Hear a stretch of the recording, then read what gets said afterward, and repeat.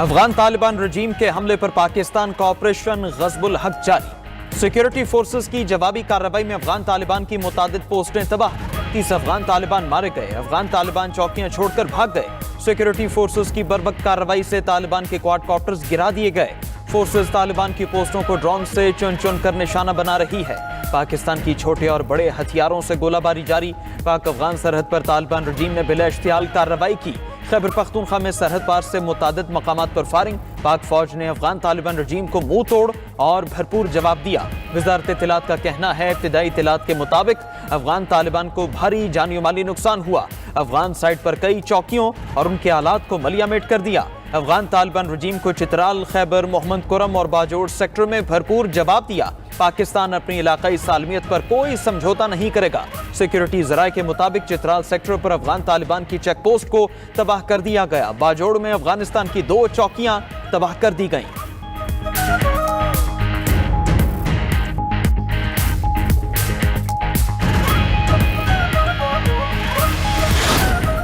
Opposition इत्तेहाद ने हुकूमत से मुज़ाकरात पर आमादगी जाहिर कर दी। हुकूमत को मुज़ाकरात पर मुस्बत जवाब देने का फैसला। ज़राए के मुताबिक अपोजिशन लीडर महमूद अचकज़ई और दीगर रहनुमाओं की जल्द हुकूमती शख्सियात से मुलाकात मुतवक्के।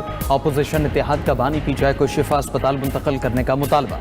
बानी का ज़ाती मौलजीन से तिबी मुआयना कराने का मुतालबा भी कर दिया। इस्लामाबाद में अपोजिशन इत्तेहाद तहरीके तहफ़्फ़ुज़ आईन पाकिस्तान की मुशावरती नशिस्त। अपोजिशन इत्तेहाद ने कहा कि वकला और फैमिली की मुलाकातों पर पाबंदी फौरी खत्म की जाए।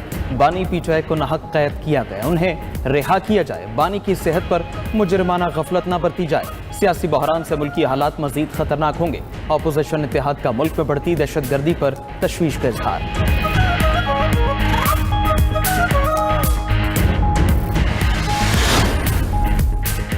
इस्लामाबाद हाई कोर्ट में 190 मिलियन पाउंड से मुताल्लिक केस की समाअत। बानी पीटीआई और बुशरा बीबी की सजा मअतली की दरखास्तें जल्द सुनने की इस्तदा मंजूर। इस्लामाबाद हाई कोर्ट ने दरखास्तें 11 मार्च को मुकर्रर करने का हुक्म दे दिया। दौरान समाअत वकला की कसीर तादाद रोस्ट्रम पर देख कर चीफ जस्टिस सरफराज डोगर ने रिमार्क्स दिए कि व्हाट इज दिस, क्या आप अदालत पर असरअंदाज होने की कोशिश कर रहे हैं। उधर बानी पीटीआई और बुशरा बीबी की तोशा खाना 2 केस में सजा के खिलाफ अपीलों पर एतराज़ात दूर। इस्लामाबाद हाई कोर्ट ने अपीलों को नंबर लगाकर मुकर्रर करने की हिदायत कर दी। बानी पीटीआई और बुशरा बीबी की 2 मुतफर्रिक दरखास्तें मंजूर। जस्टिस खादिम सोमरो ने वकील को मुखातिब करते हुए कहा कि दोनों दरखास्तें मंजूर कर ली हैं, आपको खाली हाथ नहीं लौटाया।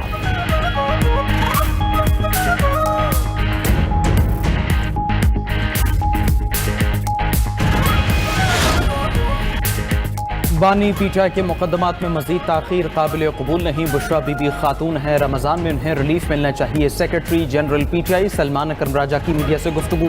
कहा कि हमारी दरखास्तों पर बिला जवाज एतराज़ात आयद किए गए। वकील सलमान सफ्दर बोले कि आज बानी पीटीआई का हाई कोर्ट में केस था, हमें वकालतनामे नहीं मिल रहे। हलीमा खान बोली बानी के केस में इतना वक्फा परेशान कुन है। बानी पीटीआई की एक आंख खराब है, अगली समात पर हो सकता है प्रोसिक्यूटर एहतिकाफ पर बैठ जाए। कारकुन बानी पीटीआई के लिए पुरअमन एहतजाज करें। उस्मा खान का बानी पीटीआई की सेहत से मुतालिक रिपोर्ट सामने लाने का मुतालबा।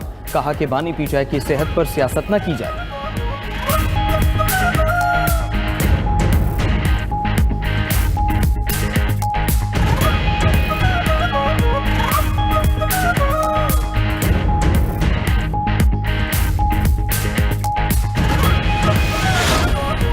ईरान अपने एटमी प्रोग्राम पर समझौता करेगा या जंग। जिनीवा में ईरान और अमेरिका के दरमियान मुज़ाकरात का तीसरा दौर। फौरी तौर पर किसी पेशरफ्ती माहदे का ऐलान नहीं किया गया। फ़रीक़ैन ने वक्फे के लिए कुछ देर के लिए मुज़ाकरात मुलतवी किए।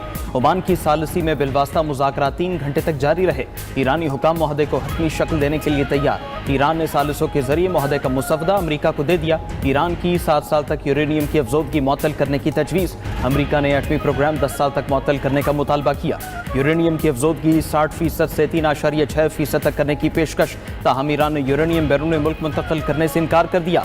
मुज़ाकरात में एटमी प्रोग्राम की निगरानी करने वाले इदारा भी शरीक। उधर वज़ीर ख़ारिजा ओमान का कहना है जिनीवा मुज़ाकरात में मज़ीद पेशरफ्त की उम्मीद है। दोनों फरीक नए हल तलाश करने के लिए तैयार हैं। एटमी प्रोग्राम के हम निकात और मुआहदे के लिए ज़रूरी ज़मानतों पर बात हुई। मुनसिफाना मुआहदे और पायदार ज़मानतों पर गौर जारी है।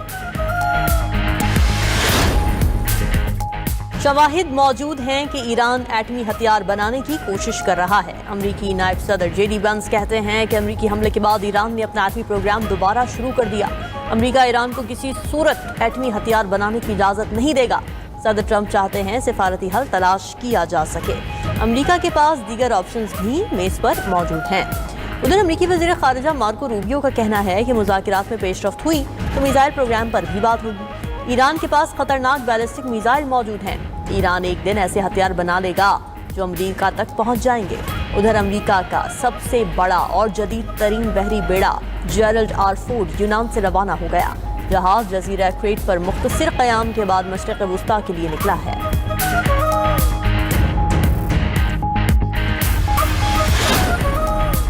ईरान का एटमी हथियार बनाने का कोई इरादा नहीं। रहबर आला ने एटमी हथियारों को शरई तौर पर ममनू करार दिया है। ईरानी सदर मसूद पेज़ेश्कियान का कहना है ईरान खिते में अमन चाहता है, जंग या मजीद कशीदगी नहीं चाहते।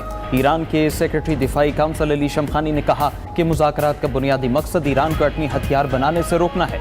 ईरानी सुप्रीम लीडर का भी तो यही मौक़िफ़ है। अगर अमेरिका यही चाहता है तो हम मुआहदे के करीब हैं। ईरानी वज़ीर ख़ारिजा बासिर आक़ची बोले कि ट्रंप जाली खबरों का शिकार हो चुके।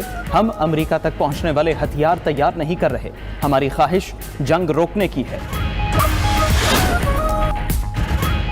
अगर सिक्योरिटी को खतरा हुआ तो जनूबी कोरिया को तबाह कर देंगे। शिमाली कोरिया के रहनुमा जोंग उनकी धमकी। कहा जनूबी कोरिया के साथ मुज़ाकरात से इनकार कर दिया है। अगर अमेरिका मुखालिफाना पॉलिसी तर्क करे तो बातचीत का दरवाज़ा अब भी खुला है।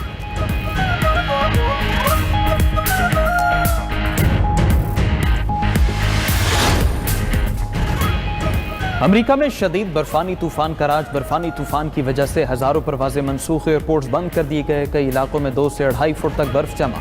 कई अमेरिकी रियासतों में इमरजेंसी का ऐलान। शदीद बर्फबारी की वजह से 153 साल पुराना अखबार तारीख में पहली बार शाया न हो सका।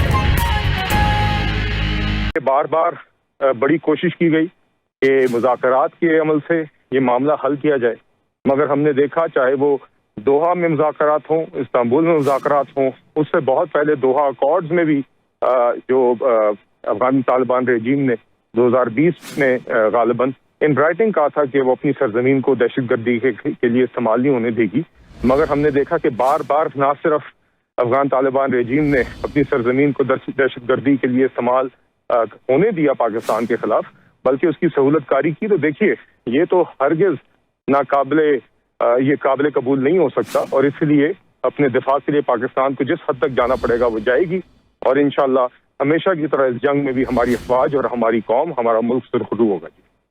बिलाल साहब, अब तो ऑपरेशन जारी है और हम देख रहे हैं जो रिस्पांस दिया जा रहा है, लेकिन हुकूमत पाकिस्तान मुस्तकबिल में इस मामले को कैसे आगे कंटिन्यू करेगी? ये देखिए, हम दिफाई महाज पर जिस हद तक जाना पड़ेगा जाएंगे जी, और यही इसमें बड़ी सिंगल माइंडेडनेस है। इसमें किसी किस्म का शक और शुबा नहीं है हमारी हुकूमत में भी, हमारी रियासत को, हमारी अफवाज में, और इंशाल्लाह दहशतगर्दी को जड़ से उखाड़ने के लिए जो अफगान सरजमीन से हो रही है पाकिस्तान के खिलाफ, उसके लिए हर हद तक जाएंगे। दूसरी तरफ देखिए, मैंने आपसे जिस तरह पहले कहा, दोहा और इस्तांबुल में ये पहले कोशिशें हुई उन मुज़ाकरात के अमल में। पाकिस्तान ने बाकायदा शवाहिद पेश किए कहाँ कहाँ पर अफगानिस्तान में टेररिस्ट कैंप्स हैं, चाहे वो टीटीपी के हों, चाहे वो BLA के हों। टीटीपी के गालिबन 58 टेररिस्ट कैंप्स की निशानदेही की गई और बाकायदा सबूत के साथ पेश किया गया, और ये कहा गया मुज़ाकरात के अमल के दौरान कि इन कैंप्स को ख़त्म करने के लिए और दहशतगर्दी को पाकिस्तान की तरफ जो उन टेररिस्ट कैंप से आती है उनको रोकने के लिए एक क्रेडिबल और वेरीफाइबल मैकेनिज्म दिया जाए। मगर जब भी बात इस मैकेनिज्म की तरफ आई तो हमने देखा कि अफगान तालिबान रेजीम उधर से आए बाएं शाएं करती रही और उस बात से हट गई, जिससे साबित हुआ कि ये कैपेसिटी का फुकदान नहीं है बल्कि एक नीयत का फुकदान है। तो देखिए, इस तरह की जब सूरत हाल हो, जब बार बार पाकिस्तान में अफगान सरजमीन को इस्तेमाल करके दहशतगर्दी के हमले हो रहे हैं, तो ये नहीं हो सकता कि इस चीज़ की मुस्तकिल इजाज़त कोई भी रियासत दे। और इसीलिए हम जो दहशतगर्दी के खिलाफ हम वैसे भी हमारी अफवाज जंग लड़ती रही और उसमें कुर्बानियां भी देती रही हैं, हमारे शहरियों की कुर्बानियां हैं। तो इसको हल करने के लिए, इसको ख़त्म करने के लिए, इस नासूर को ख़त्म करने के लिए पाकिस्तान को जिस हद तक जाना पड़ेगा जाएगी। और जहां तक आपने सफारती महाज की बात की, तो देखिए उसका सिर्फ एक ही इवेंचुअलिटी है या एक ही सिनारियो है जिसमें मुमकिन हो सकती है कि जहां पर पाकिस्तान बतौर एक रियासत, बतौर एक कौम, बतौर एक हुकूमत उसको सेटिस्फाई अगर कोई कर सके कि इसको जो क्रेडिबल वेरीफाइबल मैकेनिज्म से ये टेररिस्ट कैंप्स उजाड़े जाएंगे। मगर हमने देखा है आज तक ये बात नाकाम रही है और इसलिए पाकिस्तान को दिफाई महाज पर जो भी इक़दाम उठाने पड़े हैं वो उठा रहा है और इंशाल्लाह उठाता रहेगा ताकि अपना दिफा को यकीनी बनाए और हरगिज भी अफगान सरजमीन को अपने खिलाफ दहशतगर्दी के लिए इस्तेमाल ना होने दे।